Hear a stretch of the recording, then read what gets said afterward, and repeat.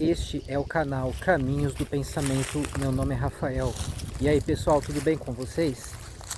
Será que as árvores e as plantas, de modo geral, possuem sensibilidade ou algum nível de consciência? Eu confesso para vocês que quando eu observo as plantas de um modo detido, né, quando eu vou estudar o modo como elas se comportam, e não apenas aquilo que aparece a olho nu, à primeira vista, né, de uma forma mais imediata, quando eu constato aquilo que as plantas fazem gradativamente, de um modo que nós não conseguimos perceber de modo fácil, eu sou tentado a acreditar que elas exibem inteligência, o que induziria consciência e talvez sensibilidade. Existem plantas que se protegem, por exemplo, emitindo sinais químicos no ar, né? Quando ela se sente agredida, olha aí, eu estou dizendo que a planta se sente, né, agredida, ela envia um pedido de ajuda para que determinados insetos venham combater o predador, né? Como se fosse um animal que grita pedindo socorro. E os próprios espinhos já são uma forma também de aquela planta se proteger, né? Árvores com cascas grossas, é como se elas estivessem se protegendo contra intempéries, contra investidas de animais pesados ou mesmo contra quedas de árvores vizinhas, né? E a botânica mostra que as árvores inclusive formam famílias, né? Elas agem em sintonia umas com as outras, né? Elas buscam a luz do sol. Isso leva os seres humanos a pensar que as árvores são sujeitos, são indivíduos, né? E aqui nós recorremos novamente ao método que o filósofo irlandês George Berkeley nos ensinou, de atentarmos ao conteúdo das palavras, de irmos até a fonte das nossas ideias para verificar se ela possui uma sustentação na realidade ou se é algo construído, às vezes algo puramente verbal, em torno do qual nós ficamos rodando, né, sendo iludidos por verdadeiras miragens intelectuais. Ora, quando eu digo que a árvore nota o perigo, né, que ela pede ajuda, até mesmo que ela está com sede, né, quando ela está toda sequinha ali, né, eu estou fazendo uma analogia entre o vegetal e um ser senciente, um ser que eu sei que possui consciência e sensibilidade. E por que eu não posso afirmar que a árvore é senciente? Apesar desses indícios, né, que poderiam ser encarados como evidências por alguns. Porque o sinal que nós temos de que um ser possui consciência e que ele realmente sabe o que está acontecendo é a presença de um cérebro e um sistema nervoso razoavelmente desenvolvido. E as árvores não possuem nada disso, né? As plantas são seres... Olha aí, o espinho, ó, que eu falei, né? Essa aqui possui espinho. Ela não quer que eu pegue nela, né? Ela quer distância. Mas é óbvio que essa ideia de que a árvore deseja alguma coisa é um ajuste, né, disso que eu percebo, na verdade. Não é o que eu percebo. Eu não percebo que a árvore quer alguma coisa. Mas eu noto algo que lembra um ser que não deseja ser agredido, né? Então ela tem essa aparência de ser um ser que possui algum interesse, né? Mas como a árvore não possui cérebro, não possui tendões, não possui nervos, não possui nada disso, desse aparato sensorial que nós encontramos nos seres sencientes, começando por nós, né? Nós somos sencientes e o modo como nós identificamos que a senciência está presente em um ser, em um organismo, é esse, né? O cérebro, os tendões, o sistema nervoso, tudo isso é um conjunto de percepções visuais e táteis. E tudo isso só existe em alguma mente, porque percepções são afetações mentais, são coisas subjetivas cujo ser consiste em ser percebido. De modo que o cérebro e o sistema nervoso não são materiais. eles são afetações constantes em alguma mente, né? Seja a mente do cientista que está observando e analisando esse sistema biológico, né? Para poder entender o seu funcionamento e abstrair leis de funcionamento dele, seja em alguma outra mente, né? No momento em que nenhum ser finito está percebendo essas coisas, deve haver alguma outra mente que o mantenha, que o sustenha de forma regular e constante, né? E que imprima essas percepções nas mentes finitas, no momento em que elas se colocam em determinada situação, ou seja, quando elas observam de fato a direção, né, na qual se encontra aquele sistema perceptivo, que não existe enquanto não está sendo percebido, né? Porque a percepção, por definição, ela só existe enquanto estiver sendo percebida por alguma mente. Nós já vimos isso em vários outros vídeos sobre o imaterialismo. E como a árvore não possui isso, eu não estou autorizado a afirmar que ela possui a senciência. Alguém pode objetar, mas nada garante que o cérebro seja um requisito indispensável, né, para que um ser tenha consciência e sensibilidade. Talvez essa regra não seja absoluta. De fato, eu concordo. Existe uma possibilidade sim, né?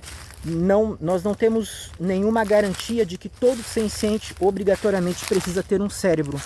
Só que nós, como seres finitos, ignorantes, limitados, trabalhamos com juízos de indução. Nós observamos essa realidade empírica e procuramos ver como as coisas normalmente ocorrem, né? Eu estou caminhando aqui agora, né? Por que eu não tenho medo de caminhar neste lugar? Porque eu já o conheço, né? Eu sei mais ou menos aquilo que me espera neste local, né? Eu não tenho medo de que o chão se abra, por exemplo, para me tragar, né? Eu não tenho medo de uma série de coisas que eu poderia imaginar, que eu poderia conjecturar, mas num juízo de razoabilidade e de aparência daquilo que tende a ocorrer, eu sei que eu posso caminhar neste local com uma razoável segurança, embora isso não seja absoluto, né? Existe sim alguma margem de perigo daquilo que pode me ocorrer. Do mesmo modo, quando eu tenho um corpo diante de mim, né?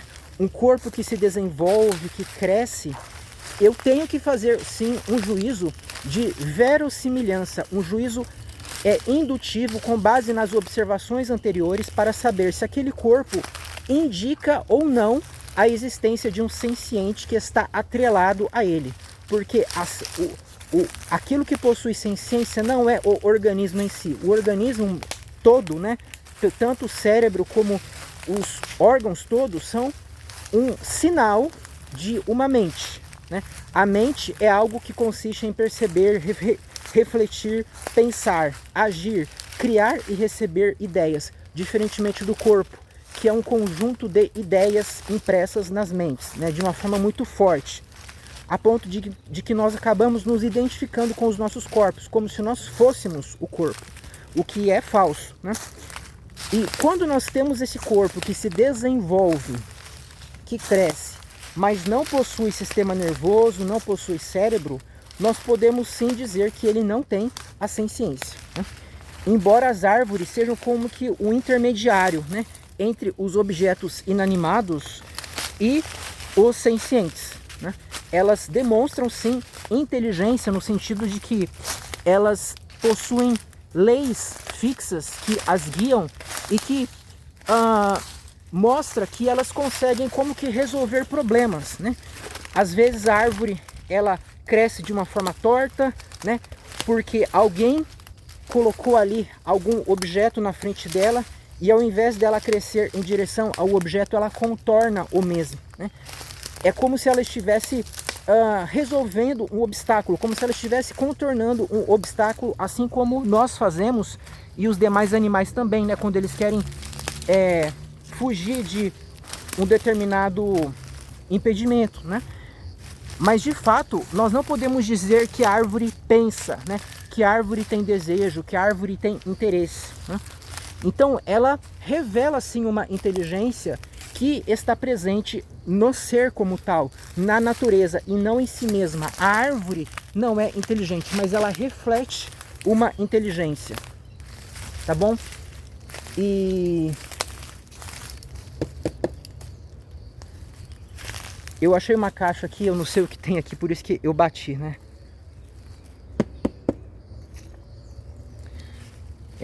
A caixa é uma forma, é uma cor, é uma sensação, né, tátil, e é também uma sensação auditiva, né?